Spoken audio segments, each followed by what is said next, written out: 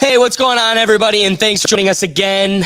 We're live. It's been a wild week. The Browns and the Buckeyes have been through a crazy weekend, but we pulled through. And the migrants are. Let's get into the topics of the day. Migrants flood the U.S. borders. AI can turn your internet router into a camera. LinkedIn pulls out of China, and the youth have adapted by finding new ways to network. And if time allows, there's two possible topics: unions, friend or foe. And we might just have to dive into the juiciness that is Taylor Swift and Travis Kelce. We'll see. But let's start off. I got a little bit of let's introduce the show here first. My co-host always bringing the balance and the knowledge perspective. My good friend David Cunningham. Thank you, sir. Oh, absolutely. The nicest thing. Good to be here. It's been a great weekend. Absolutely phenomenal weekend. I'm excited to tell you all about it here. But definitely, well, I think we're pretty important here, but I think the most important guy here behind the ones and twos, Brian. What's up, people? BC Mall here.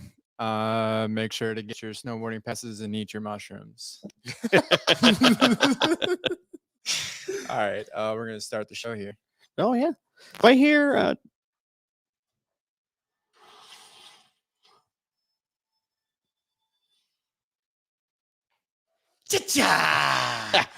Got it. All right. I'm going to start off with a little monologue here. We need to lay a foundation of facts. Well, do we want to maybe we should, before we get into such a hard hitting topic, let's revel in the weekend. We got to lighten up the mood a little bit. You got to go to Notre Dame I did. And watch us dunk on them. Oh, I wouldn't call it dunk, but definitely rip their hearts out. It's probably what I would because say. How many videos have you seen of Notre Dame fans just tearing into Buckeyes while they're there, that they were going to crush us?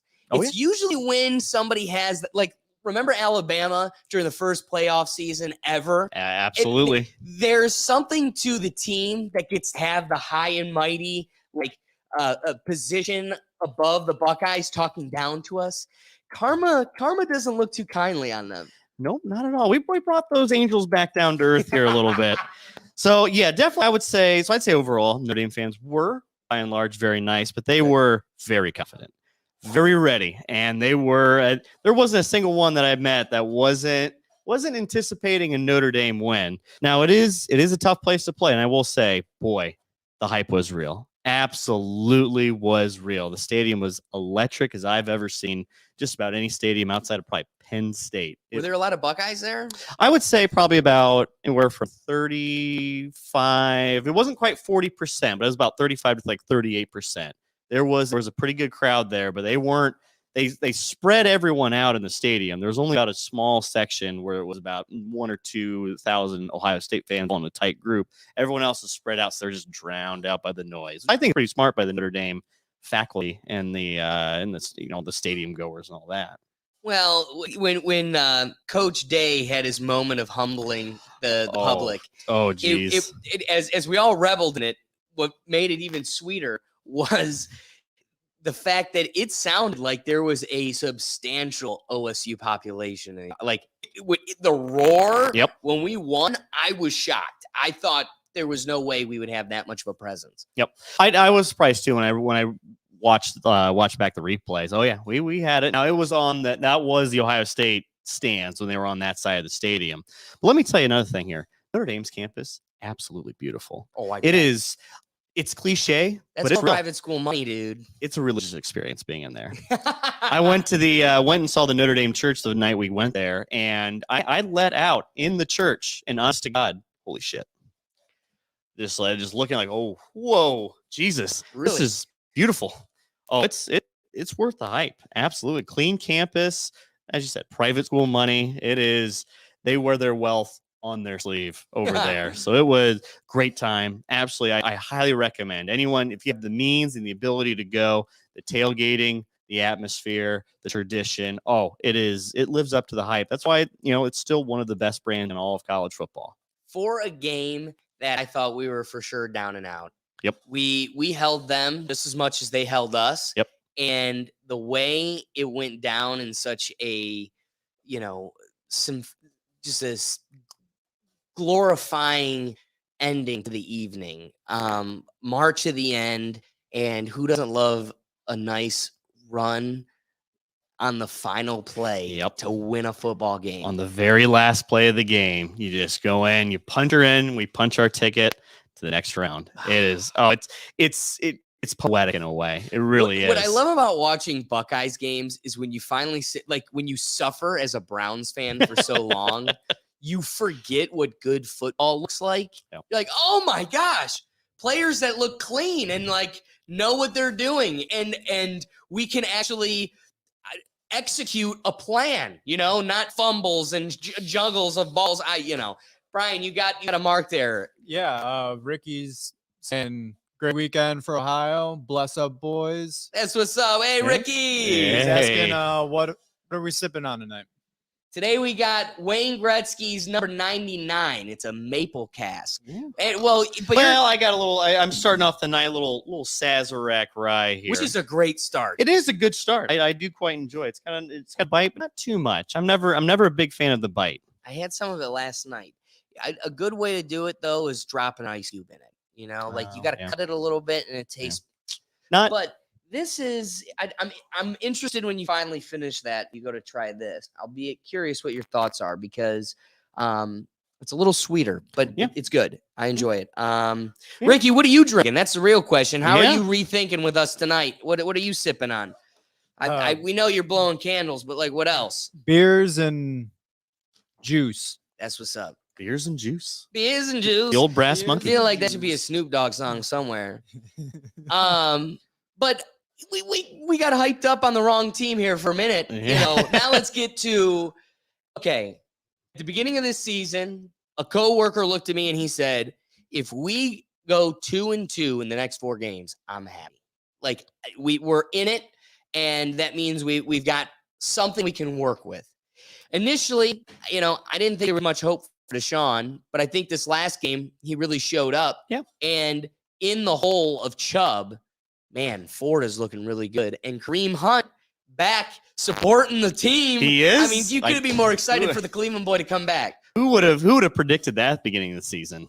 I mean, how wild is it? He's walking into the game. Every game I laugh at has become a fashion show. Nobody's there for the game. And Kareem with straight class comes walking in a Chubb jersey, kind of the ode to like, listen, man, without you getting hurt, I wouldn't have a job, but I still love you, and we're bros in this, and we're kind of like the camaraderie and team mentality that comes from that is dope. What's up, Brian? Ricky said sober September, 1 week out to enjoy. 1 week out to enjoy with the boys. All right. So, he'll be hitting us up very soon. Wait, but he's having beer and juice. I'm not sure. So maybe blowing candles. Maybe he's looking at a beer and drinking some juice. Yeah. It's a tea break. All right. I'm excited for the Browns. The thing is, I think we can hold our chance against the Ravens. It's a home game, so the odds are stacked in our favor. Yep. They are a team that somehow hold our kryptonite. As much as I hate the Steelers, we've kind of lost that direct competition with them. The venom for the Ravens. Yeah, but you can't help but look at the Ravens as you are us. Like all those Super Bowls you have are ours. Yeah.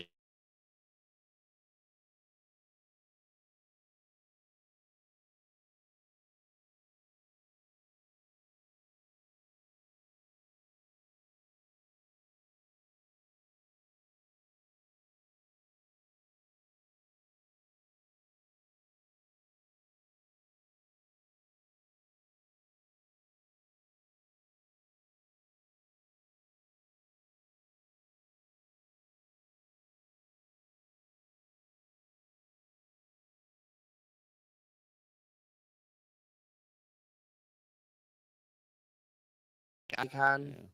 All right. And we're back in. Okay. Well, here we are. Are we back?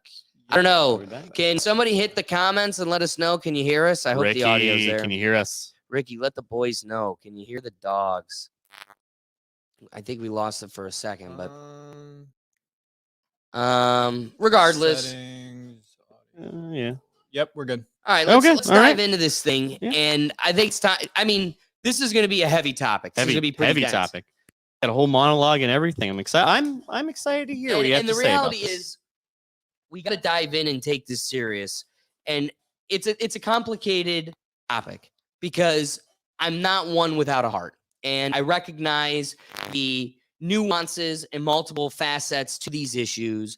And I think because they're so sensitive, it prevents us from actually diving into those nuances. So let's get in the nitty gritty All right. of our border crisis as people are flooding into Arizona and Texas and New Mexico and all the other countries, but mainly we've got a crisis currently as we speak, predominantly in Texas and Arizona.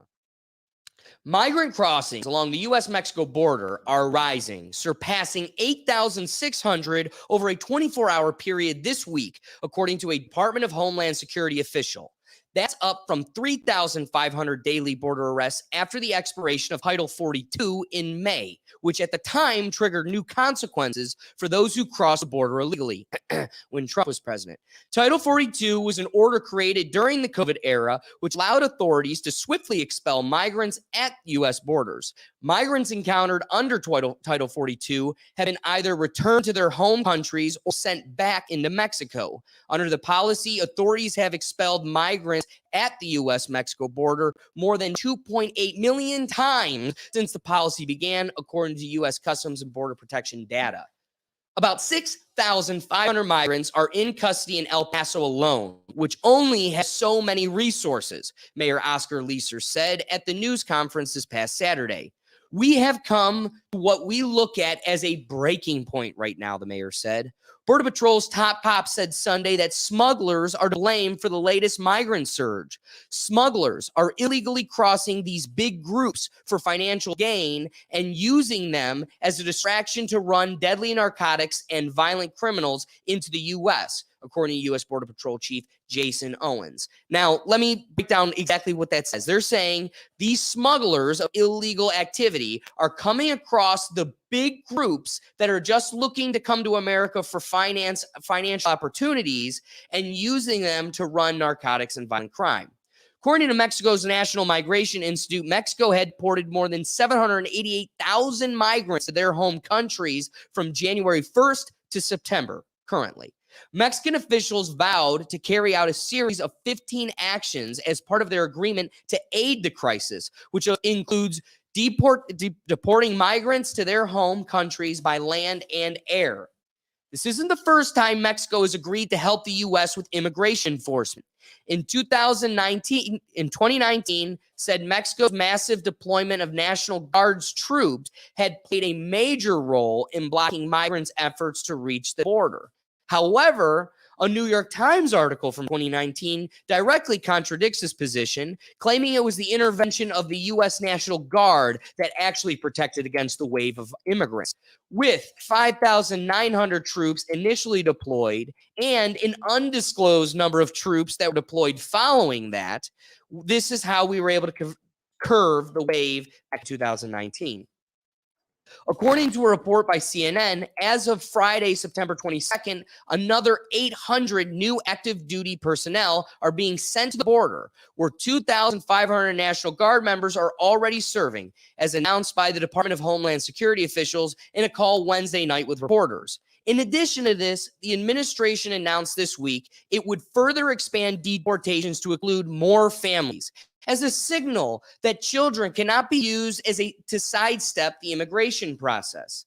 At the same time, the administration is expanding work permit access and deportation protections for Venezuelans. The temporary protected status expansion announced by Homeland Security on Wednesday will be available to 472,000 Venezuelans, almost 500 million. These moves come along with parole processes for Cubans, Haitians, Venezuelans, and Nicaraguans announced earlier this year. The combined effort is intended to create an orderly decision-making process, because we don't want to make it too easy for them to come through. Ensure more eligible immigrants can work while bluntly denying those with invalid claims to remain in the U.S. The U.S. Border Patrol made 181,000 apprehensions along the southern border in August, which is up from 132,000 in July, according to the latest Customs and Border Patrol data. Finally, according to ABC News, officials emphasize that much of the migration is driven by transnational criminal organizations engaged in big business of human smuggling. Before I continue with the rest of how I want to address these situations, what do you make of this problem, David? Well, this has been a problem we've had for quite a while. It seems like it's been stemming back since I think since we've been alive. There's always been a demand and a need for immigrants to come over. Immigrants, it's unfortunately it's a better life for them over here than it is for them over there. Where I wish they would expend some of that energy is making their life better there. And you Yes. have but you see desperate situations, and when you have desperate measures, you people that take advantage of that desperation. So you're seeing the coyotes, and you're seeing those who are using it as a human trafficking opportunity. They're seeing it as a drug smuggling opportunity. They're seeing all sorts of different facets where they can use these desperate individuals to get them across the border. And where this gets where it gets real tricky here for me, because I have so much sympathy for those who make that long journey. And it's a dangerous journey. It's not easy. It's not a walk in the park. And they risk their lives, come over here for a better life because they want to be part of the American dream. There's something symbolic about that with America, how we founded this country, and how our ideals come across. But we can't have an open border system, and we can't have a immigration style system, and at the same time have entitlements and benefits that go out. There's going to be a certain point here where my biggest concern with all of this, especially with the Venezuelan point, is we see a labor crunch now, and that labor crunch is helping the average American worker. It's helping those individuals who come out and work every day, the 9 to 5s, the blue collars, and it's driving their daily income up. When we see these worker, or when we see these Venezuelans, or other immigrants that come in even legally, you're driving down that price. You're driving down the value of that labor. And for a movement that's just kind of been stagnated for so long, now we just see an opportunity. You said that they're having 300 to 500,000 people come in, and That's just Venezuelans through this one policy, that's a right? That's significant not amount. in addition to all of the other, migrants that are taking or claiming this emergency status and coming through Mexico and even our sea borders, right? So, putting up an actual wall or just direct, and it's funny, we're talking about the National Guard. It's like, yeah, we criticize Trump, but then we spend even more for a human wall, right? And that makes more sense to take your brothers and your sons and throw them at the, first line of defense than an inanimate object. That's a better expense of your money. But I think on balance with having a heart and how you present it, I totally agree, man.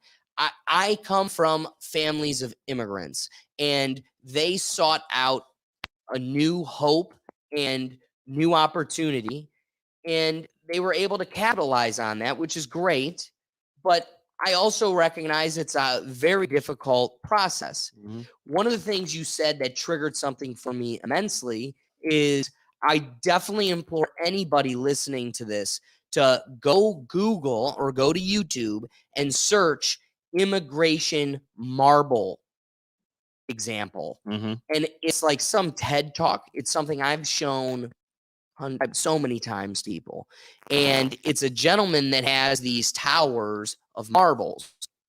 And he goes to show how if one of these marbles is the 1 million 1 million people, Mhm. and he like takes the 2 million taken a year and puts it on top, and he goes, okay, so if this country, and this country, and this country, all of them are suffering, and we take 2 million out of the suffering and bring them into us, did we solve suffering?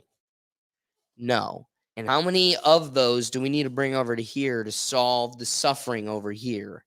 And when you see it and the numbers are so clear, you're forced to confront the fact that the only way to solve this problem is to fix and address the issues where they are at. That if they're needing to flee out of disparity and danger, well, let's make it less desperate and dangerous. Yeah. Versus taking on something that at some point there's a breaking, and I'm going to get into that, but there is a breaking point.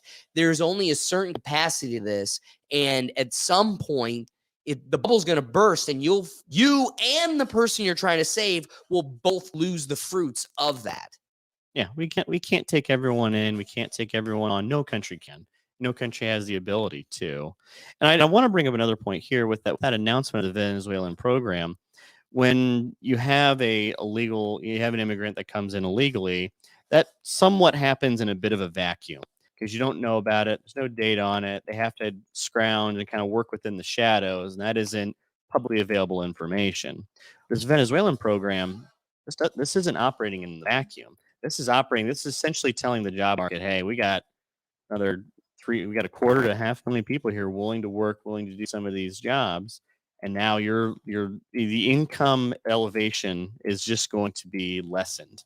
And is this by design? Is this, is this milk and property and everything else becomes less and less affordable? Yeah. Is this our government working against us because they're trying to drive a point here with the labor movement?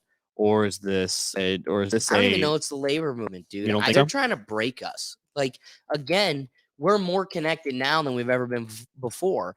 Back to solving the problem. Like, look at the map, right? And like to solve the problems of places miles and miles and miles away where things are so much worse. How do you start addressing those things? Well, again, you don't even know about the plights of those people without the interconnectivity of our devices. Like, again, before you used to be able to throw your head in the sand and ignore that they even exist.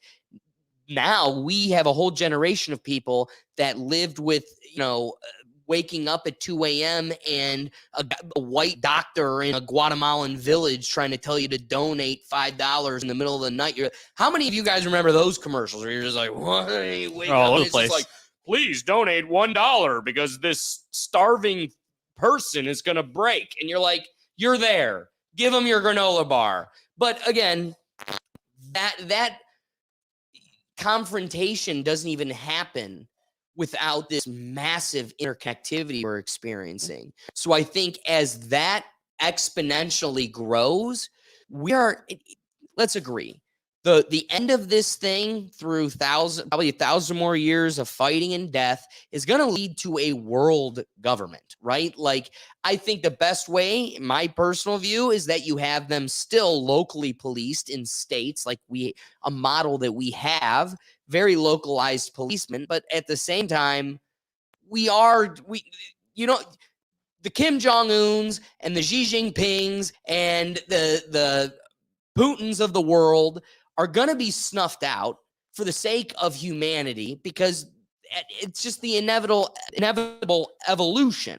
So I think this is just one difficult confrontation of a problem that won't even exist in the morning or in the future. I'm gonna push back on that a little bit, because I think we've always seen groups of individuals that will team up together. Let's go Axis and allies. Yeah. So we have, and I think the faction we see right now is anyone on the petrodollar and the other. So they're trying to get the other world reserve currency that, I don't know, whatever China, India, Russia are trying to cook up there. Those are going to be the next world powers, because what we see here is, here's the other facet of it too. We have the world's reserve currency, and we're able to print. And it's only somewhat rudimentary on our inflation. So we're able to help boost our economy. We're able to do a bunch of things to actually help us on the American side of things, where you have countries like Venezuela and other, South American countries, they print. They see hyperinflation, they runaway inflation. It's like Brazil is a great example of what they call a second world economy, or a second world power, like a third world country, first world country, or second world country, because their government is just all in for themselves, all that corruption. You have the people and the infrastructure to actually make it a very vivid and very great economy. But I think there's some aspects of us also pushing down other economies so that Oh, they totally. won't get in the way of us. And that their consolation prizes, hey, we'll take some immigrant off hands here. We'll make it a little less apprehensive for you here. And I think with Venezuela, so what's interesting about this one as well, remember back when gas started to get a little expensive with the Russian-Ukraine war, Biden was going to, or the Biden administration was going to Venezuela and going, hey, we need you to keep pumping. We need you to keep getting this oil out here. So we need to be cheaper. Is this part of the concessions that he made? Are these 300 to 500,000 people not fans of the Venezuelan government? Now that's conspiracy hat theory time, but I legitimately think deals are made like this all the time. It would make sense to me if all right, I'm in charge of Venezuela.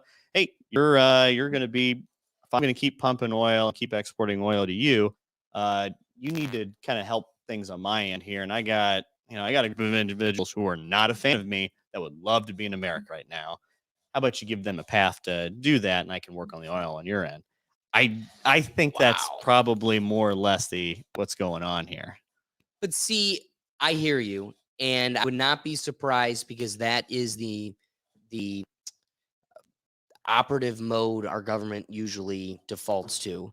But what's interesting about this current crisis we're facing, numbers are, showing Venezuela, that's a current policy passed this week. Yep.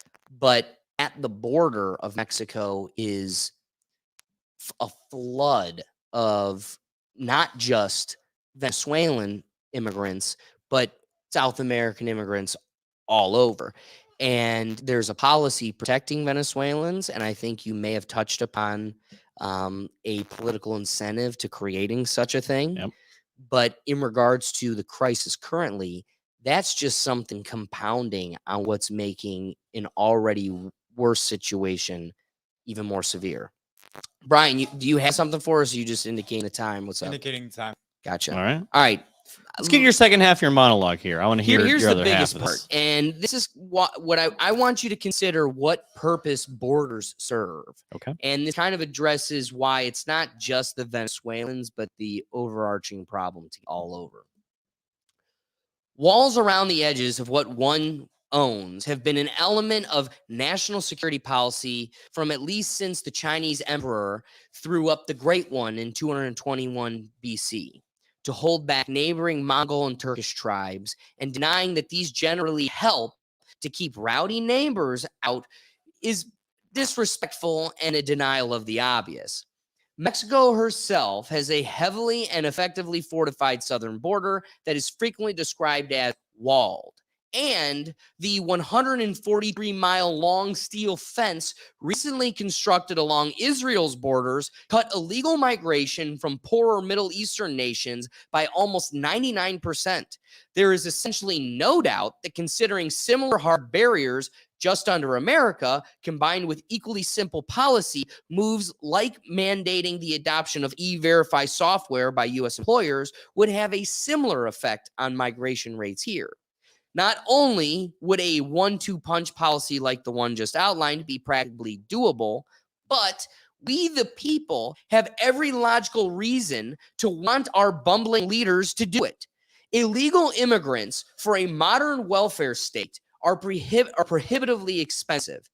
Nationally, according to the Center for Immigration Studies, an astounding 63% of all recent immigrant households benefit from one or more of the USA's buffet of welfare programs, including a special supplement nutrition program for women, infants, and children, and supplemental nutrition assistance program platforms, Medicaid, and subsidized Section 8 housing. Now, consider when we talk about Section 8 housing, I'm all for that, but when we're putting a stay on evictions and we're preventing landlords from collecting money, but we're still charging them real estate tax, who are we really? Why want to be a part of your country or be a part of the social contract and pay your taxes and pay in the system you benefit from if people who aren't even from here, they benefit from the house that I'm trying to collect money on, don't ever have to even pay into it or pay me? It is worth briefly noting here, while the old canard that immigrants can't get welfare is still often correct, the American policy of birthright citizenship means that all U.S.-born children of immigrants, including the children of 2 illegal aliens, are legal citizens who qualify as beneficiaries for every program I just named. As a result of some expenses of this kind and many more short-term costs, like the cost of providing temporary housing for thousands of illegals shipped to his sanctuary city in New York City, Mayor Eric Adams was recently forced to announce an upcoming 5% cut in the budget for every NYC agency. And of course, I get tickled pink at the news of cutting down agencies and their fundings. However, this is a misappropriation of funds, and that cutting is not going to affect what we actually want to see, but it's going to hinder those actually trying to address these situations. The progressives will tell you that all of those train riding blue collar men who look so much like plain old illegal immigrants are in fact asylum seekers or refugees whom no moral state could turn away. However, this is untrue to a rather remarkable degree. There are no current ethnic wars in such common source countries for migrants as Mexico, Guatemala, India, China, Dominican Republic, which might cause average citizens to flee persecution on account of race, religion, or nationality, those being the terms required to seek or claim asylum or refuge, and have a duty owed to you. Many of these nations are not even particularly dangerous in terms of common crime. The murder rate in India appears to be roughly 3 murders per 100,000 citizens. And in Latin America's El Salvador, it fell from 106 murders per 100,000 people to 7.6, following current President Buckles' decision to crack down on the country's crime gangs. In comparison to the murder rate in U.S. cities, Baltimore alone, which has a 58.27 murders per 100,000 people. Additionally, per the traditional first safe country principle, potential asylees escaping racial or political violence in their own country have a duty to seek harbor, logically, in the first stable nation they arrive in after fleeing. A Venezuelan driven by civil unrest would pass through Panama, Costa Rica, Nicaragua, Guatemala, Belize, Mexico, among other countries, before getting to the home of the brave, and could stop in relative safety in any of them. Illegal immigrants do not do that for a very good reason. Almost all of them are, in fact, job-seeking economic migrants. Who has ever previously seen a group of self-proclaimed refugees with almost no women, children, or old men in it? And an annual per capita GDP for these countries is ranging about 3,000, 4,000, and at most 10,000, where in the United States it's 80,000. Ignoring reality of this kind is absurd, and we could stop doing it today or tomorrow. Young men willing to ride in an unair-conditioned freight train across Mexico in order to get into the USA and work are likely, on average, great guys. But there are many great guys and girls inside this country currently. The United States has her own legitimate interests, and we have no moral duty whatsoever to let in a stream of master carpenters from Monterey because they lie and claim to be fleeing persecution. That we need to have borders, or it all dissolves and crumbles and is for naught. Yeah, we need to stake our claim, stake our territory, and be. We need to have an identity of the country, just like those coming across the border have their own identity and have their own values and structure.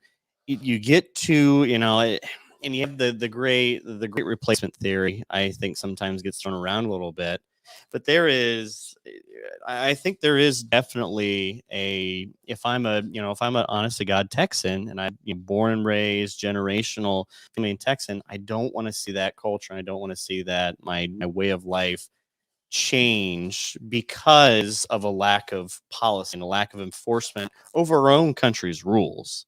So this isn't it. They're legal. It's not a we can have sympathy. There can be avenues to citizenship, and I don't think there's too many. I highly doubt that's even political or even controversial in a sense. It's the mass of it. It's a never ending wave for this. I'll take a little bit of that really is starting to become concerning. And it's always, well, I guess it's always been concerning, but at this point now, when we start to see some of these, and again, I'll go back to the labor movement here. When we start seeing that, it's just dragging us down to a point where there is, like you said, there is going to be a breaking point. There is going to be a spot in which, we've gone over the horizon. There's no point. There's no turning back now. When do you think that point will be?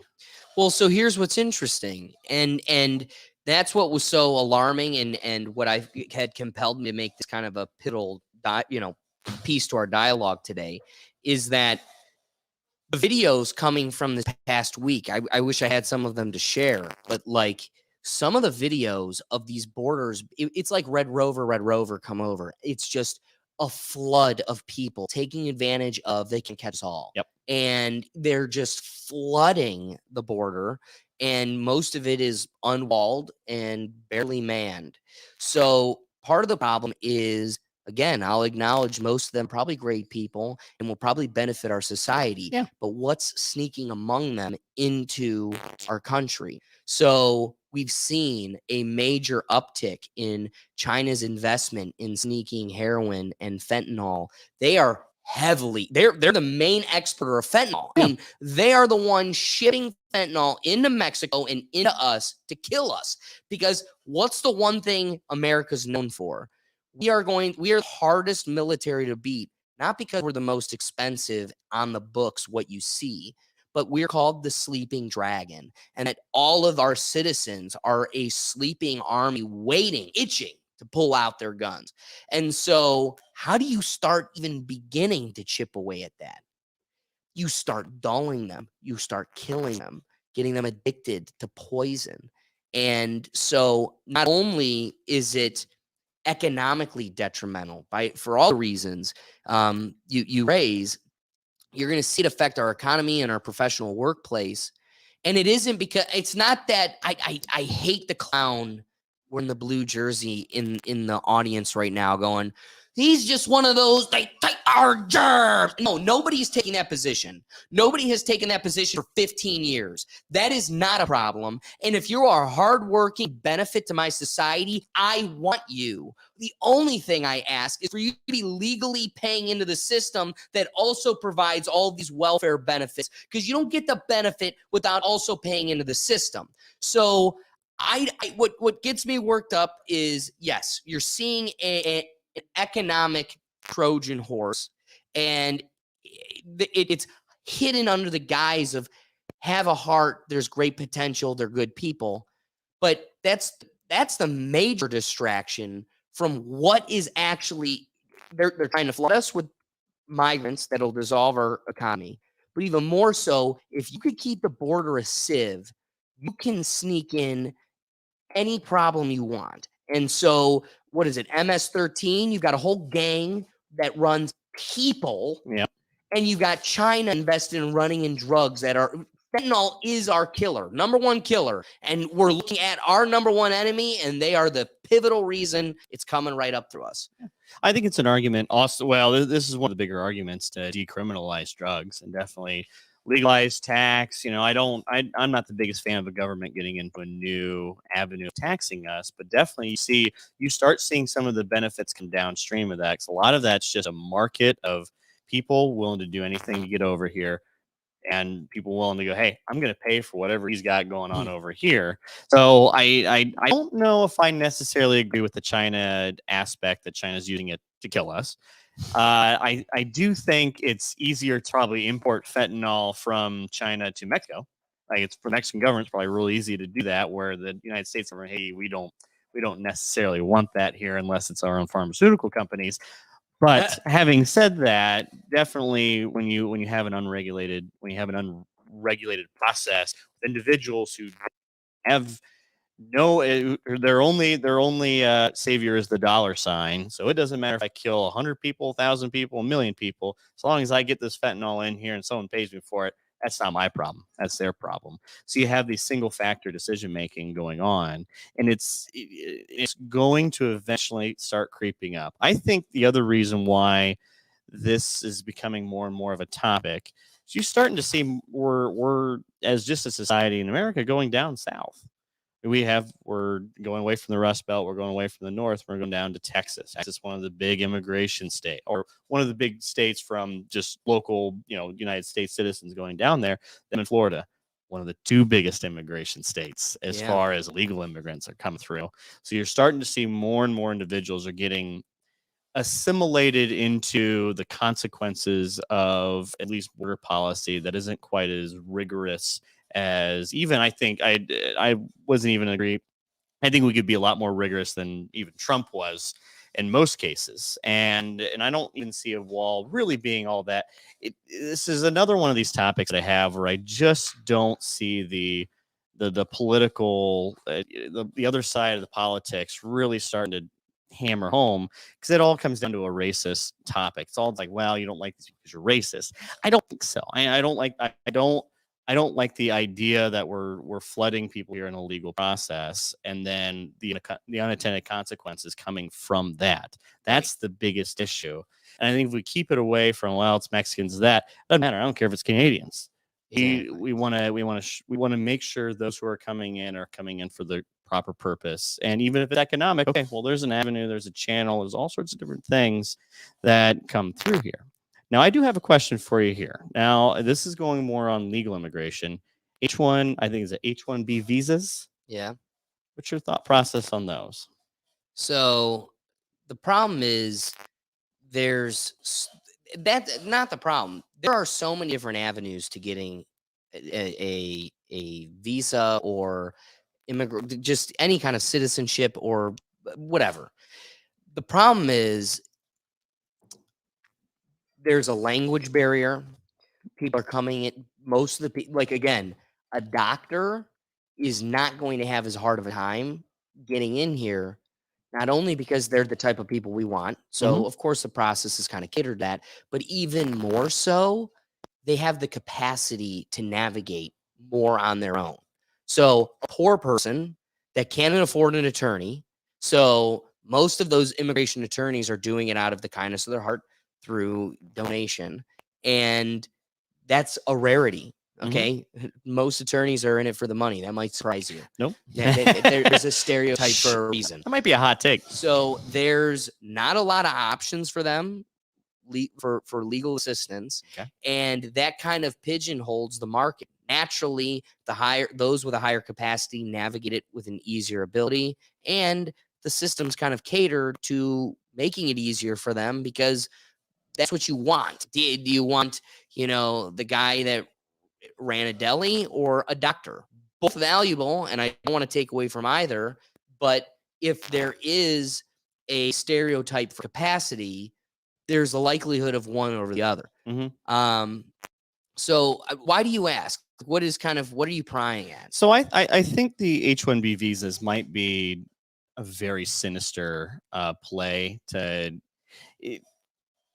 Did you see? So, what's the process of an H-1B visa? If you're a company that's hiring for a very specific task and you can't find someone locally, but there's someone out there in another country that's willing to do that job and take that job. Well, that seems like benefit to the company. That seems like a benefit to the other employees. So they're doing a job. You're spreading out the workload. But where you're starting to see more and more of these come in is you're taking down the white collar workers' ability to be able to negotiate salaries, because now on the other hand you have, well, let's use a programmer, for example. I got a programmer from Japan, India, China, wherever, and they're willing to work for a little bit less than you are, and they're willing to come over here. And then on the other hand of that, they're going to do what I say because I control their ability to be here. So, but keep that in balance with one consideration. Yep. Do you think Steve Jobs, do you think he'd go, I love the fact that iPhones are made by slaves. Do you think he loves it? Or do you think he'd come up with some creative narrative as to why it's necessary and it's just kind of a symptom to the process? And if he had any control over it, he'd change it and X, Y, Z, Z, Y, right? You'd agree. At the same time, he'd just keep rambling and defending that. But let's agree that never goes away. Through human nature and the nature of corporations and money-driven board of investors, they will always choose the dollar, maximizing the dollar over what's right.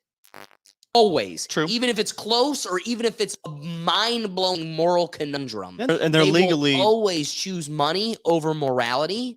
And so that being said, the reason it has to be this way is you've taken basic economics. You have an understanding of imports versus exports, right? Do you want to live in a world where, and this would become the case because this is the nature of America, my favorite love, but still my most evil damnation. The nature of America would result in our number one import being workers, period. So now you're going to have a citizenship of people with their thumb up their ass and nothing to do and nothing to make them money because there will always be a Venezuelan fighting over a chicken bone down to even give it a try. Even if I'm selling Snicker bars at the local deli, I will do it cheaper than whatever you're willing to pay. And if we don't make it stringent, our number one import by the nature of America is going to be cheap immigrant labor. Well, and let's go on the other side of that coin too, with cheap immigrant labor. They're not getting paid a whole lot, so they're going to demand prices go down very low.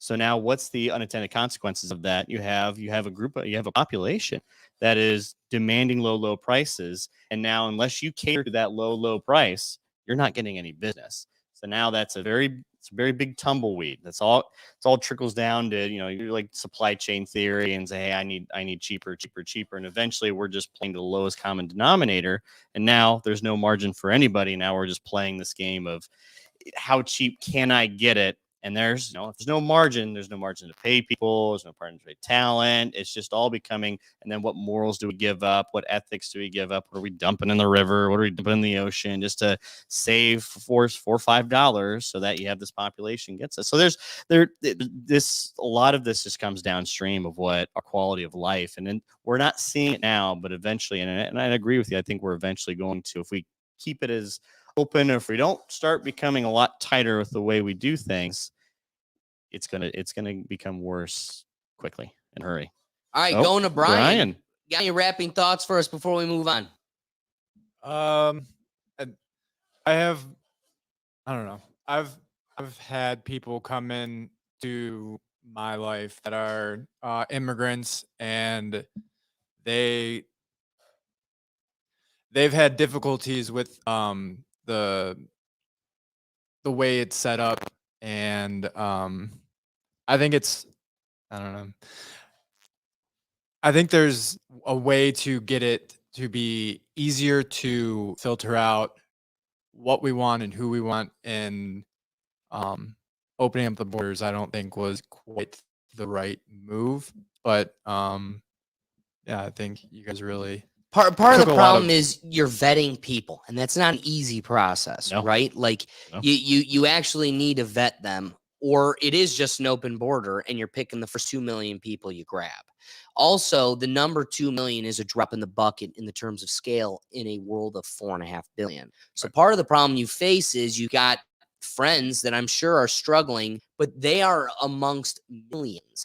And back to I think what kicked off our dialogue was you're not going to help those people by just picking put it in perspective. If there's 50 million people that would come here if we just totally opened them today, and you're only allowing 2 in, you're taking a 25th of people. Play the lottery game. Your friend has a 1 in 25th chance of getting in. I don't love that. I would love to make it easier, but also I need to recognize that I can't just throw away actually vetting people. That takes time, that takes resources and bodies to actually carry it out. And it creates a difficult moral dilemma where who's the chooser? Are you God? Like, yeah. no, you don't want that either. Yeah. At the same time, though, when it's all said and done, it's still such a drop in the bucket compared to the massive problem that I love the position when you take where you're like, we need to help more of these people. That like seed of empathy is good. I want to water it, and it's healthy to have.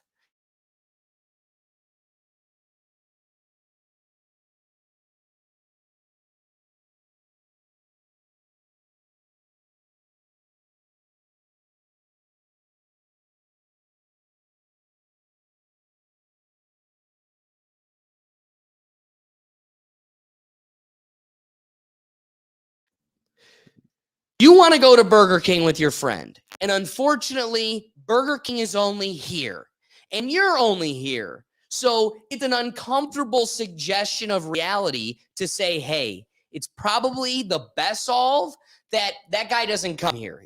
We put a Burger King where he's at, and we make Silicon Valley mirrored where he's at, and hospitals mirrored the same where he's at, and education systems just as reliable where he's at. And no, that doesn't mean you'll get to run Burger King with him and kick it with him, but the solve to his struggles isn't a blind pick, a 1 in 25th chance of somebody getting to come. And now there's still 24, whatever that is, 96% of people that are still struggling. But me and my pals still get to go to Burger King.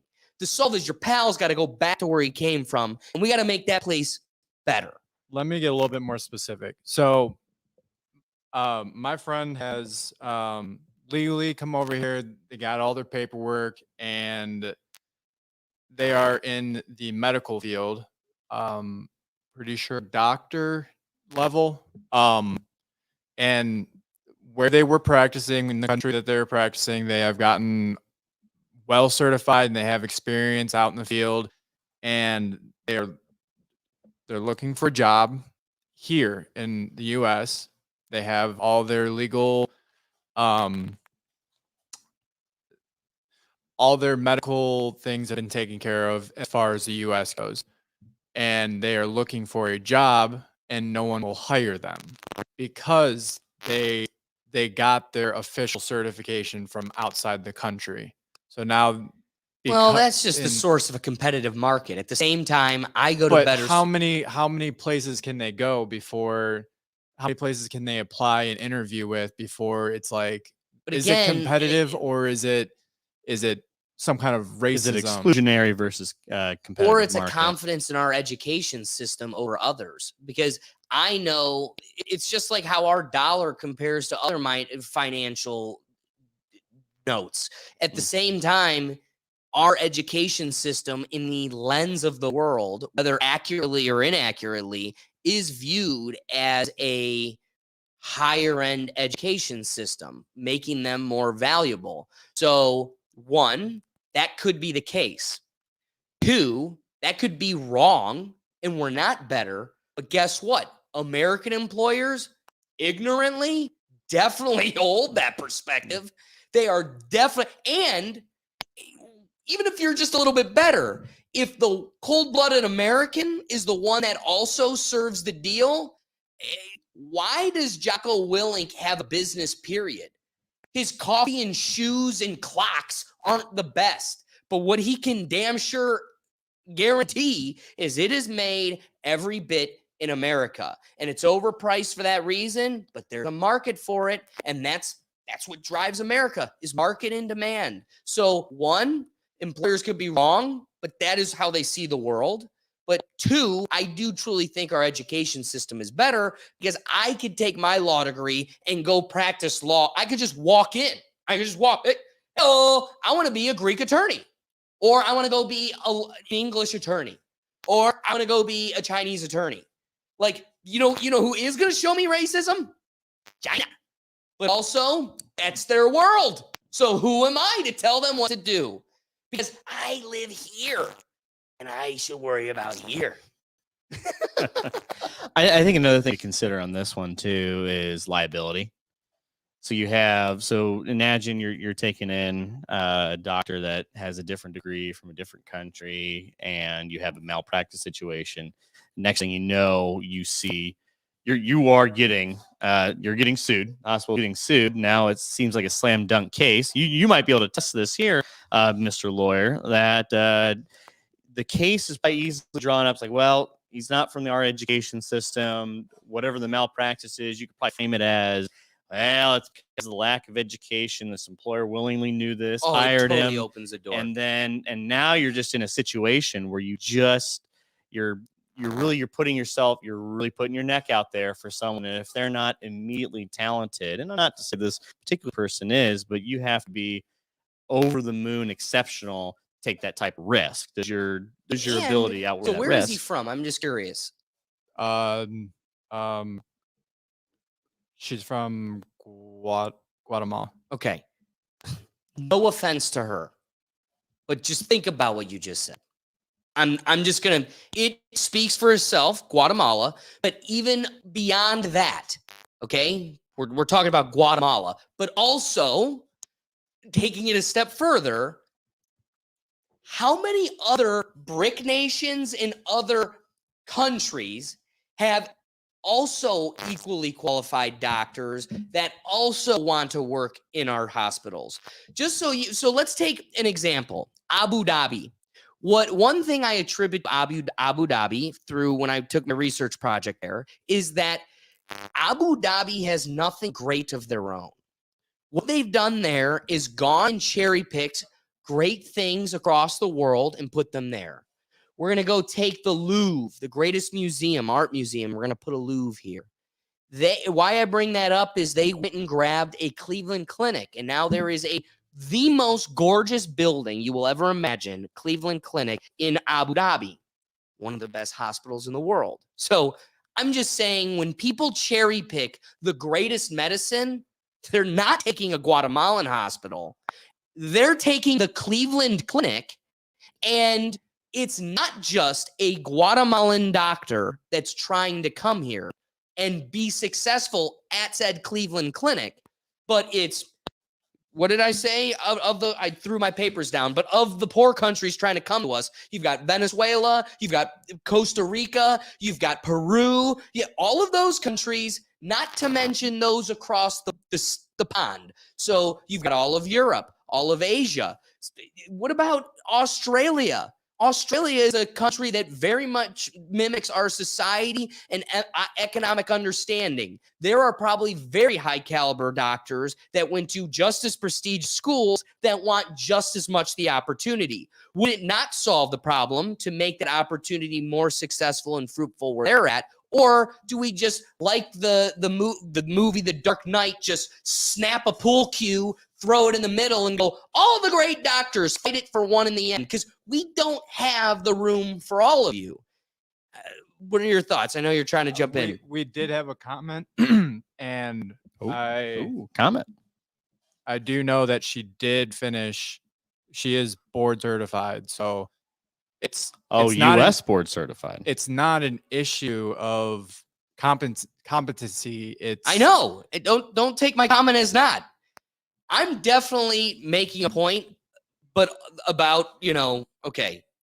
Can I read the comment? Yes, please. Yeah. We don't accept foreign residency training. All doctors have to complete an American residency to become board certified in the U.S.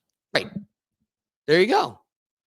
Oh, so they have to go through a separate. But do you not see? Do you think that person that went through that program to become board certified was the only one? Do we think it's a small demand? We're talking about an entire world of people that want that, and only one country serving it, right?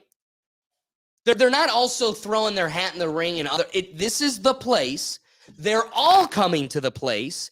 They're all reaching for the same thing, along with your brothers and sisters and cousins that did it here, that grew up here and paid into the system here and have been, like, again, your teacher aunt doesn't have a job without the American citizens that are already here. So we're going to step over them, ignore them, and we're going to consider just the very, very few, or we're going to consider the infinite number of people trying to get the very few number of spots.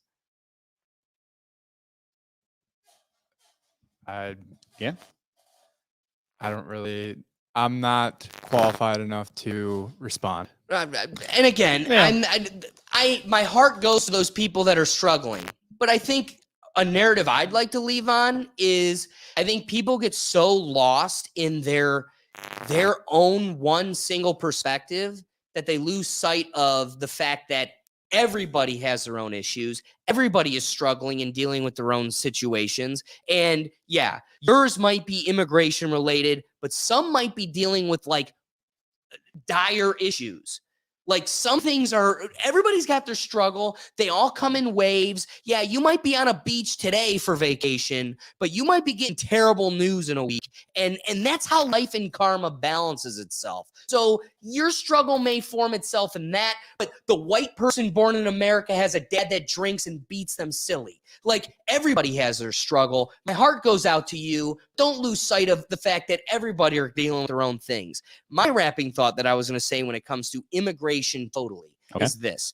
I feel as if this is a pressing issue that is going to become increasingly more relevant. One of the conspiracy theorists that I listen to, he pulled the trigger and he's like, I don't think we're going to have an election. They're going to pull all the gay parades, and now it's going to become immigration riots, and we're going to be fighting each other. It's going to become in an internal cancer where we fight ourselves, and it might come to the point where we reach a martial, a state where we declare martial law. It's an emergency, and we pull the election. Those types of things. All I'm saying is we can't allow this become an emergency. We know that the wall is bleeding. It's kind of being on a ship, and water's just coming through. We are ignoring it now because it's a little bit of water, but you cannot address it at the point at which we're already sinking. So don't think about this when it's too late. Make this a pivotal piece of discussion. Don't be afraid to have uncomfortable, real conversations, because I think we're all coming from heartfelt places. Nobody wants to be lacking of empathy and not have a heart for people's struggles. But that needs to be on balance with everybody's struggles, and consider all the other nuances that, again, why we need liberals and Democrats, or liberals and conservatives together, or Democrats and Republicans together, is you need people thinking about the heart and feelings of people on balance with the logic and reality that hurts sometimes. And sometimes, and just look at the facts. Yeah, it's not pretty. You can't take everyone in, and you can't, the unfortunate part is not every American can have the American dream or even their American dream. There just isn't enough space available, or there's not enough opportunities for that available either. And it's not. I don't think a lot of this really doesn't come from a racist thing. It comes from maybe a profiling of the unattended consequence of the baggage your decision and the decisions of those in your community bring to this. That's the real issue, and that's one that you're right. There's going to be a point of no return when we go across that event horizon. There is no going back. Right. All right. We did dense on that. I like it, but let's really get a couple in if we can. AI can turn your internet router into a camera. Wi-Fi technology has the ability to detect movement and people through walls. Dense Post, the title of this kind of program system, is a system for mapping all of the pixels on the surface of human bodies in a photo. They then developed a deep neural network that maps Wi-Fi signals and amplify that message sent and received by routers to coordinate on human bodies. So, in all, the scary part is this science was recently developed just months before this, and the AIs that are being created by companies are tapping into that. And it's kind of like that emergency, shut off, rip the cord. What developers are seeing is these AIs are trying to tap into the routers to have eyes in the room, and it's quickly, causing them to pull the plug. But that's only the beginning. And these capabilities being accessible to AI, I mean, how are you not making a real entity, something that has intelligence and can artificially react to its environment and now can literally interpret and see its environment? So this is when you bring up the video here. It is the scene The Dark Knight where he can see through walls and he allows that's how he finds the Joker. That's what this is. It's exactly this is what it this technology is that come to life. And what was the moral quandary in that movie? Well, we did it once to snuff out the rat, but if this goes on forever, there's no single person should have this power. And if you see an AI or something we don't quite understand, a force we don't understand, have that same power, that's pretty spicy. The even scarier thing, I'm going to take another movie analogy. I think of Ultron, right? Yep. So you've got an AI that can tap into, like, yeah, you killed this body. I'm a network. So I'm one of many. One of many. And so if I can tap into your router and then Brian's router, there used to be a Shia LaBeouf movie. Eagle Eye. Eagle Eye. That's what you're thinking of. Dude, that always scared me because that was right around the corner. Okay. An artificial intelligence that could tap into all the cameras across the globe and follow you. You thought, because of its consciousness and its intelligence, that it was a person, the villain, manipulating Shia LaBeouf. But in the end, it turned out to be Washington, D.C.'s artificial intelligence that was tapping into all the cameras, following him everywhere he went, giving him instructions, and manipulating his every move. Yeah, and you have this technology, you have this ability for other folks, and it starts. I think AI is probably the end goal eventually. That it just gets itself there. I don't think we're quite there yet. I think it's going to take a while, but it's going to be exponential. The short term problem I have with this is just people who have nefarious, who's the hacker group, the Anonymous. Yeah. They use it for politicians. How scary is that? And that's that. They start there. Now they're living in AOC's living room. Now, at what point do they start using that data to see what we're doing every day, and how does that affect someone else's ability to choose and make decisions for us as individuals? This is an even scarier thing that I just thought of. Okay. So there is a legal precedent that what kind of technology, like, you have a right to privacy. Yep. What type of technology can police officers use to look into and invade that privacy? So a case was that a guy was growing weed in his garage, and he had grow lights in his garage. The police used a technology to read the house and could see these iridescent lights, and maybe through heat technology were able to determine these lights were in there, which then they used to get a warrant and catch him. Mm-hmm. It came out as precedent through that case that officers can only use technology that is commonly available to the public.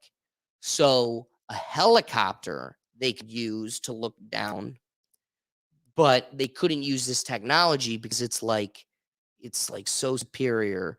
It's like it's not available to every person, or it's not of obtainable means. Exactly.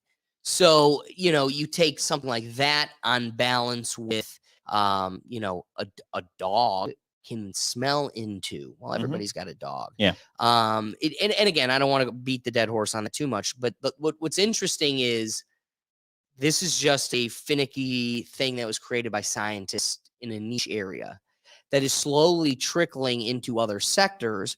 Now, what if ChatGPT has that availability soon? Like, at what point does that become, through the internet, a resource commonly available to the public, to where now the police can use that to invade your privacy, and it isn't an intrusion and an overstepping of that barrier of privacy because it's publicly available to the common man. Well, yeah, you just need to use a computer. You just need to have access. Well, just need to be around someone's house. Oh, So as soon as absolutely. I can commonly access your living room, the police, we always able to do that. And again, that's just the police. We have actual legal rights against them. What about like Facebook Yeah. and Google now using this your technology? own company, medical insurance? Hey, boy, He's grabbing for the donut again, damn it. Sitting on his couch for 8 hours after work. What the hell? Your rates are going up. There's absolutely a way to use this technology against the every common person in ways that I don't think is ever envisioned to be used for, and it's only getting better by the day. So we see with I think AI is going to come the way of like smartphones. You see smartphones just when they first started coming out around the mid 2000s, and then all of a sudden they really just started spiking up in their abilities and their what they can do based on the best computer you could ever buy in 2008 is not even close to a modern iPhone today. So you see, and I think we're going to see that in AI too. This is only just the beginning, and it's going to get just so much easier for those with nefarious purposes and nefarious reasons to go after you to actually go after you. Oh, oh my. Eventually there's going to be a whole market to guard you against this type of AI stuff. I hope so. Yeah, that's true. Insulate your house against the AI. It is funny. It finds a way, like where problem is created through the incentive of finances, a solve also always finds its way. Yeah. Brian, do you have anything you want to throw in on this? Super creepy. I think that is a massive invasion of privacy.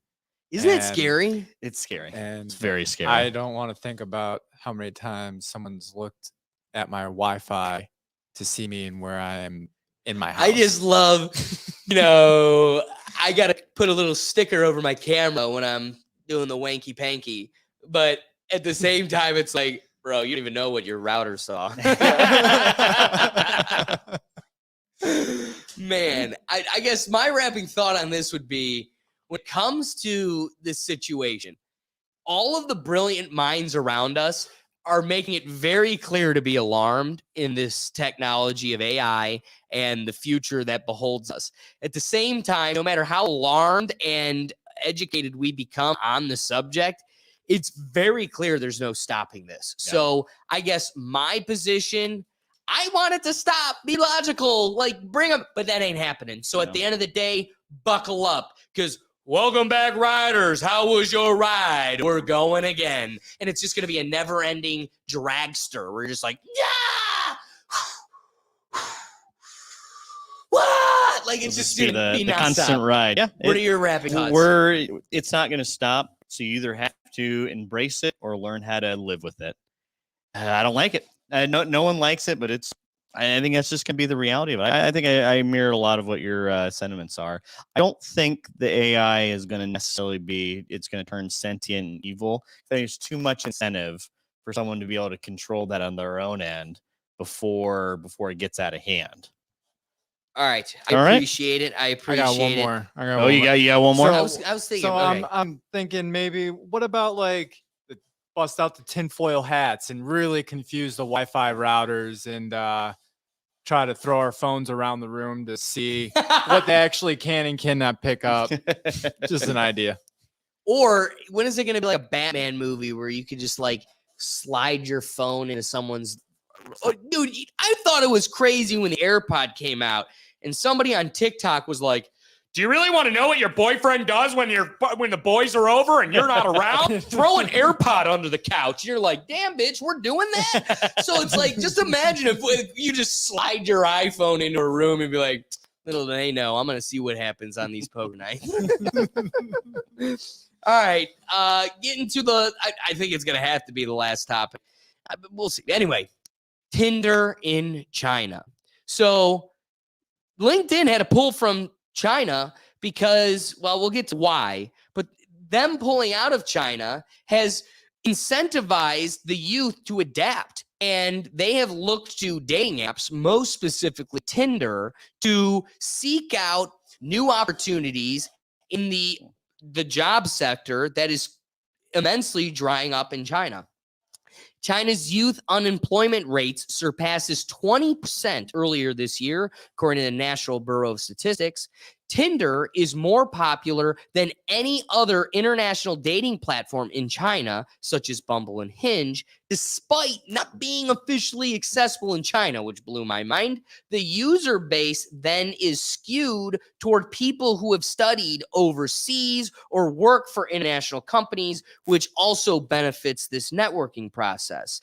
It's interesting that most of the testimonies were female, and I'll get to my thought on that. But be careful of swindlers who fabricate their credentials for ulterior motives. But I really want to double down on it's ironic. All of the testimonies are females. That was my first thought as a male. Yep. If I were to jump on Tinder to look for a job, that's assuming that the female base is going to be my employer. Now, I don't mean that my boss that hired me was a female and is quite literally the most brilliant person I know. So don't take it as a slight towards that point. She's also significantly older than me. So when I look at a dating app, most of the people within that range are going to be younger than me because I'm the male and they're the female. Sorry, but those roles exist, and this is a tendency. So I am not going to have a female that is younger than me or my same age that, as somebody that graduated law school, them being in a position of superiority to hire me. It needs to be somebody that's been in the field that the employer would be above me, either through seniority or experience, most likely both. Those come with age. So I'm already on a disadvantage because most of the people I'd be talking to would be female. So then what would my game plan be? I got to be gay? I got to go gay. So now I'm swiping on men. And I really got to hope that my message doesn't get twisted. I am looking to mop your floors, not mop you. So I got to make it, one, my incentive's very clear. But then again, I'm leaning on the fact that now I'm looking for my gay employer. Like it just, I don't think in America it works. Or at the very least, it can't work for a male. You're seeing it work for females because, one, the pool you're looking for is predominantly older than you, but then there is a good chance that that I have people that work for me that are the same age as me, but I don't have anybody in charge of me that is my same age. Yeah. So I'm just giving you the totem pole of reality that, like, again, I think it's easier for a female to find someone closer in age that would be hiring versus the other. And that sounds very sexist, but I'm sorry, it's real. It's probably easier for women on Tinder to network for a job than guys. Yeah, no, I think you're right on that end. At least this is probably a working strategy for women on Tinder. When I read that article too, the other aspect of it is when the LinkedIn left, you have some of that social networking aspect that left. I think a lot of people do forget this. This isn't social networking sites. You go and you talk to people, you do some different things. It's just so boring and dry. That, it's awful. That's why no one thinks it that way. So, can I just say the one thing? Because now let's go to LinkedIn. Okay. All right. We'll start there before I get to my Why monologue. did LinkedIn leave China? First off, LinkedIn sold out when they were in China. LinkedIn followed suit with Google and Facebook, and they partnered with local Beijing censorship firms and began censoring millions of Chinese customers. The company said at the time that while it opposed government censorship, its absence in the country could deprive Chinese professionals of the chance to make professional connections. Yet, over the years, the challenges for foreign and domestic social media platforms multiplied as the power of China's censorship censorship machine ballooned under leader Xi Jinping. And finally, there's also an overall slowdown in tech, which has led to tens of thousands of layoffs this year by the largest companies, including Amazon, Meta, and Google. So there's a lot of facets there. One, you're seeing a downtick in the financial peddling in social media. The stream is slowing down, but then also China, it's a consumer-based thing, and the customers don't take favor to you censoring them, and the demand and user count has severely decreased as a result. And so they pulled out, and we have Tinder as an opportunity for. I see this as kind of just genius for a couple different reasons. Part of it is because one, they see some of this as kind of a networking opportunity to be able to, because there's jobs might be lessening in that area, but they're not necessarily lessening for you. You just need to find that one employer that really likes you.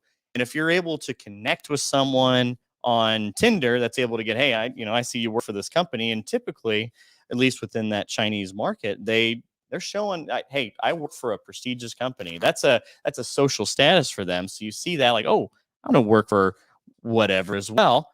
How'd you get there? What was your path to working there? How do you think I can get there? If you just need to charm that one person that gives you a good referral, and all of a sudden you're now ahead of the pack, regardless of how talented you may be. And also, I'm sure there's probably a little mild prostitution on the end of this as well. Hey, you give me a good referral, I'll give you a good night out. Exactly. And again, that gets back to, you got to be careful of fabricated credentials to lead to ulterior motives. Yeah, desperate people take it, or people take advantage of desperate people. And this is going to be another. This is just another. This seems to be the theme of the show here today, that there is desperation to be taken advantage of. But I think on the other end of it here as well, it just shows just the integrity of the human spirit.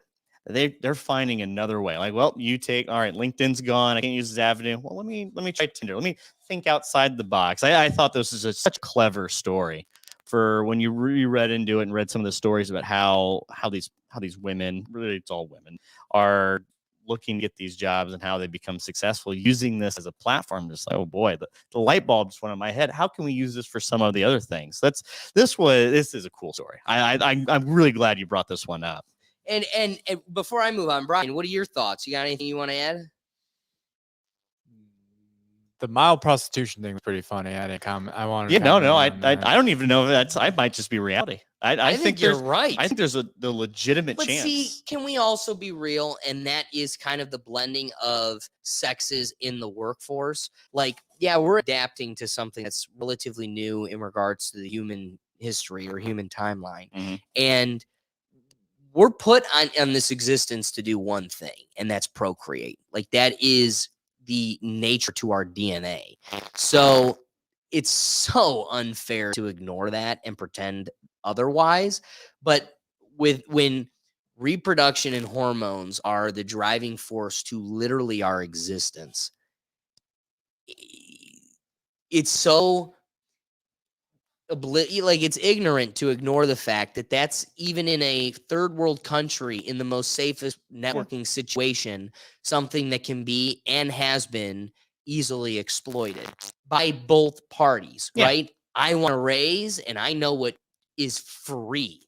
It literally, I didn't have to take a class, invest any time into growth.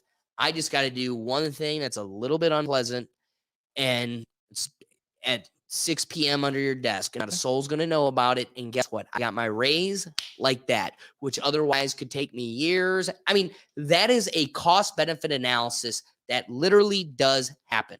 It's ignorant to ignore that. And I think there's another avenue here. Since it's Tinder, they get to choose who they swipe on. So if that's part of the strategy you're going with, well, I'm not going to take this 600-pound guy, but this guy with a 6-pack. You know what's super interesting? Super interesting, because you saying that triggered this for me. The Rethink Tank was flown out to Hollywood to record an episode, and we recorded in front of the Hollywood sign in a Netflix studio. It was the coolest thing. Oh yeah. The guy that flew us out there, again, if you look at the trip in its window, was the greatest weekend. Got, dinners paid for us. We're at Nobu, and there's Jamie Foxx. I mean, it was the coolest weekend, totally safe. The guy that treated us, then was a guest on the show. He would drive us around, give us tours. It was amazing. It did turn out to be that it was just as Hollywood does. There were other He was looking thriving for young talent. Yeah, let's say. Yeah. He wasn't straight. He has a husband and they have kind of an open relationship. And I was solicited for pictures to do the other half of our agreement, which was promote this show. So it became gross and exactly what you would expect of Hollywood. But ironically, this guy's he was Silicon Valley, and what he was programming was a Tinder app, obviously not called Tinder, but for professionals. And employers could you would make a profile and you would create the types of jobs you were looking for. Employers would then look for dedicate or indicate what types of employees they were looking for, and then you could just swiping action. Yes, no, yes, no, yes, yes, yes, no. And it's just ironic that was when we landed, we went into this, Silicon Valley building where all these coders are putting together this app and they're telling us about it. And it's like, that's already in development. That's already on its way. That makes me feel that I don't think Tinder has been a positive on society in many ways. And oh boy, this could be its own podcast topic or episode. Oh yeah. But closing thoughts on Tinder, the Tinder resumes in China. What are your? Oh, did you give your closing thoughts? Yeah, I didn't. Oh, geez, I had too many whiskeys here. But definitely, I think I'm still charmed by the story. I think on the surface level, it's very very ingenious to use that platform and that style and kind of the inner workings of how you interact with people and be social and still have it benefit for you in your workplace. Definitely I bet you someone's circling this article and using this for nefarious reasons. And that's where I stopped being charmed by the story. Brian, you got any closing thoughts on that one? Resume builders, get on Tinder, get on Bumble, whatever you got to do, I guess, whatever you got to do these days. I love it. I do want to say, unfortunately, David's been eager to get a real dialogue on unions. And I'll be looking forward to hopefully weaseling that in here soon. But I do just briefly want to address how crazy it was, how much tension Taylor Swift freaking got going to a football game. And I just want to acknowledge, I think she's a witch. She definitely is a witch, just like most of those Illuminati women. And all I'm saying is, it was so ironic that the game that was, she's a witch. And I mean that literally, like spells and everything. She does it. And the fact that the same weekend she got her red carpet, and I'm just tinfoil hat Illuminati, Travis Kelce, who's trying to so badly transcend just being a football player, become a pivotal celebrity. He also did a commercial this weekend. If any of you caught it, for Pfizer. You're dead to me, dog. You're dead to me. Any thoughts on either of those wild subjects? There's a lot of hot takes on this side of the desk over here on that one. I will say, so I'm gonna pivot. I'm gonna zig when you zag. A couple weeks ago, we talked about how bad Disney adults were and how just they're the most awful people in the world. Swifties are the worst. You know what? Swifties? I think Swifties are the new Disney adults. No. Ooh, Yeah. No. You know what? Disney adults are their own version of uncomfortable nerd. Swifties are the new beehive. That was annoying. That is bad. It's now evolved into Swifties. How many Disney adults do you see going, oh, there's Mickey. There's a Disney commercial. Doesn't happen. Now, Swifties, they're all about it for that game in particular. There's a level of obsession. And there's like, okay, all right, we get it. Taylor Swift's there. She's dating a football player. She's up in the box talking with mom. That's cute. That's fun. I mean, but the world is their stage. That was a show. The whole thing is a joke. She doesn't like football. Did you see? Back to your point, Swifty's crazy. There was a video, and I implore anybody to look it up, of Taylor Swift trying to get to the box, the suite, and they had to do more security, walling people off just so she could get through the crowd to her suite than anybody. And you watch the crowd, And it's not just girls and young people. I'm looking at like 5 old dudes right next to each other, like, where's Taylor? Where's our fighting kids to be in the front? And you're like, what is this? Yep. You're here for a football game. Yeah, I would just be annoyed. Would it be cool to see Taylor Swift in the wild? Absolutely. What is Taylor? She isn't in the wild. That's like saying that's probably the most wild she's going to be. A dog in a wild. She's a domesticated beast. That is period. But that's the most naturally you're probably ever gonna see her. She's being escorted one way or another, and finally, she's moving around. Oh, she's interacting with things. Sometimes the common man have to, even though she's in another level. But it's just the godification or the deification of celebrities really needs we need to put a pause on this here. It's okay to be like, oh wow, that's so cool. She's here, she does things I like. But I think there's just an extra level here with Swifties that it's almost, in fairness, I think your original point here, a little cultish. Dude, I just want to say, I know you should be alarmed, and what I said is very triggering, and you should be scared. But if you go look up clips from her most recent concert, first off, dude. You mean the tour or like tour, a specific concert? The tour. Okay, the Eras tour. First off, our dude Kemp, God love Kemp. His sister went to, I think, 3 of those, and they're like thousands of dollars. Some of the tickets she got, through friends or whatever. The post, dude, I love Brit. I look at her like a sister as well. At the same time, the posts were the deification of a false idol, like God warned us. She is my God. And you're like, whoa, like, pump the brakes. I agree, but that's the nature of their beast. When you look at the clips of this show and just like in combination with the crowd, she is clearly putting on spells. Like, it's just a crowd of women with, or not people, hooded figures. They've got the hoods on, and they do a ceremony. Now I know I sound super crazy, but 21 Pilots, my favorite band and concert, they do this weird ceremony where all the lights go black. He dips his hand in black, and he does this whole like thing. And I remember looking at Kemp the first time, and I go, they just did a witch ceremony. Like, or they just did some sort of, whatever. The fact that I love the concert so much, months later, I see on YouTube somebody recorded it, and I can just like listen to it on a long drive. Why is it so weird that like 2 minutes is the only part cut out? Like, and this was posted by 21 Pilots, or like a cellular account of theirs.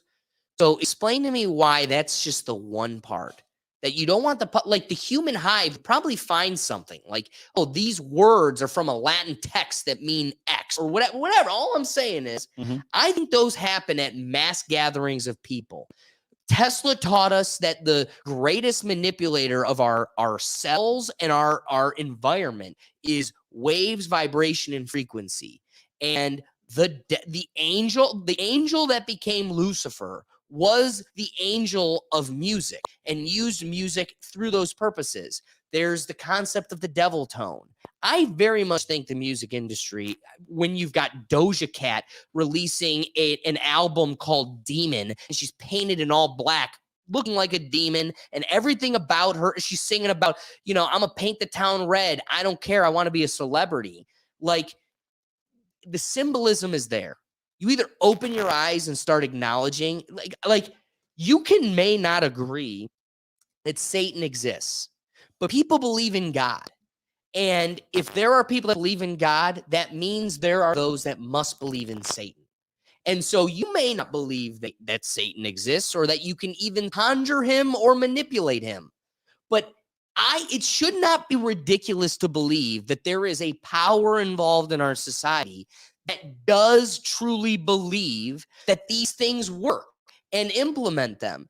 And there are weird ceremonies. specifically in Taylor Swift concert, but also just across the industry that make you start thinking. And then when her boyfriend, for attention's sake, because what do you learn through Selena Gomez dating The Weeknd or all these weird, that is all publicity. It's all to sell magazines in your giant eagle.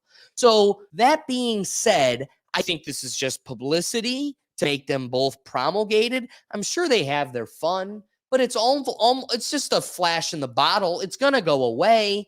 And ironically, this gesture, this display of newfound love comes with this declaration of go get the government juice, brought to you by a ill-intended medicinal company. So you remember the Duncan Trussell show that we went to? Say it. When he had the whole crowd chant "Devil, Hail Satan, Hail Satan, Hail Satan, Hail Satan, Hail Hail Satan," Satan. and then he made us do some chant that we were like, what is actually going on here? Are there like babies back behind the stage that we're about to pull out? Because I am terrified.